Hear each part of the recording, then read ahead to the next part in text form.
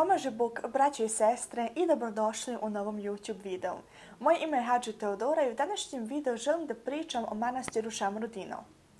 Ovaj manastir se nalazi u Rusiji i on je jedan ženski manastir. Manastir sam posjetila 2018. godine kada sam obilazila svetinje u Rusiji.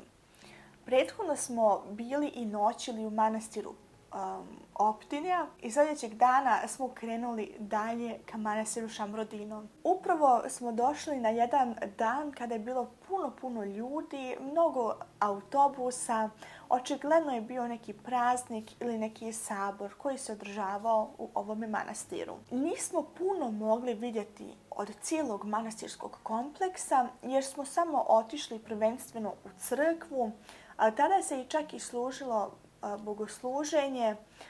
Proveli smo nekoliko vremena unutra pa smo morali ići dalje ka ruskom gradu, ka Lugi.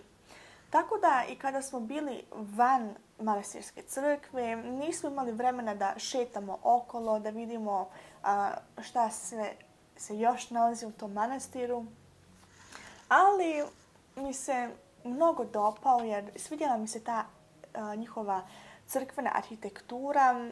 Ja inače volim da razgledam različitosti pravoslavnih crkava i manastira u različitim pravoslavnim državama. I obožavam pogotovo rusku crkvenu arhitekturu, tako da sam u detalju posmatrala svaki detalj crkve. Kada smo bili unutra, nalazilo se naravno puno ljudi i vidjela sam sa desnu stranu dvije velike ikone. Jednom je to bila ikona Presvete Bogorodice sa mladencem, a druga je bila ikona Svetog Nikole. I ta ikona Svetog Nikole, ja ne mogu da vam opišem, to je za mene jedna od najljepših ikona od Svetog Nikole koju sam ikad mogla da vidim.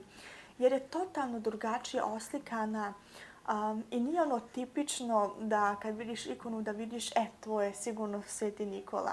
Ne znam gdje smo kupili tu ikonu, da li je to bilo u tom manastiru Šamrudino ili u nekome drugom, ali znam da smo kupili jednu ikonicu koja je ta ikona velika od Svetog Nikole i ona se nalazi na mom autu.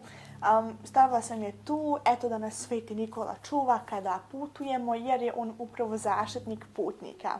Ja inače volim da fotografišem i da snimam crkve i manastire kao znak sjećanja, da jednostavno čovjek ne zaboravi kako je to izgledalo i da ima neka sjećanja na takva putovanja ili uopšteno na bilo koje vrste putovanja. I vidjela sam ja prije nego što smo ušli u crkvu da piše da je zabranjeno snimanje. Ne znam zašto ja to nisam poslušala i nisam snimala, ali nekako kad sam ugledala ikonu morala sam da je uslikam i drugu ikonu sam također uslikala. I prišla mi je jedna monahinja, bila je veoma gruba i rekla je ne smiješ da fotografišeš, zabranjeno je fotografisati, baćuška nije dao blagoslov za to. I ja sam shvatila da je ona to meni rekla, ali ja joj nisam mogla odgovoriti na ruskom. I rekla sam, izvini, ne znam kako sam ni izgovorila na srpskom, na engleskom, ne znam ni ja.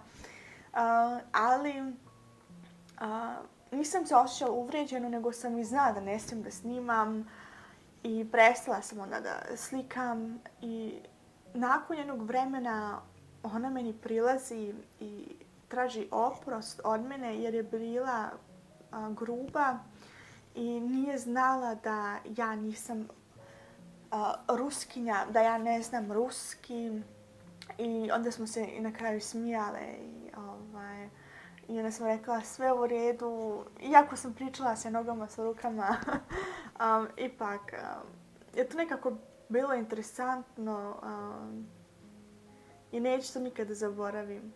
I to je bio taj jedan događaj koji mi se desio u manastiru Šamrudino. Mi se vidimo u sljedećem videu. S Bogom, amin.